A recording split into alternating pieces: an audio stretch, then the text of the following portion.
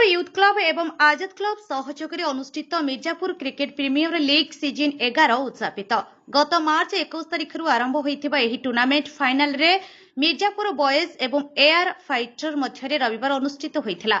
Mirzapur boys 38 run रे विजय होई champion होइथिला।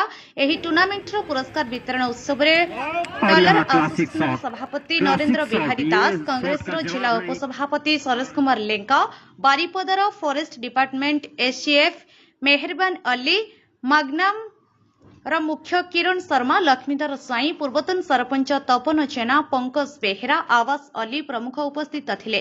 खेल स्वास्थ्य प्रति एकांत आवश्यक, किंतु आजिर पिलामाने मोबाइल जोगरे खेल कसरत ठारू दूरे जाउछन्ते। खेल को पिलांकु प्रहसन देबा पई एमिति प्रयास को प्रशंसा करिथिले अतिथि माने।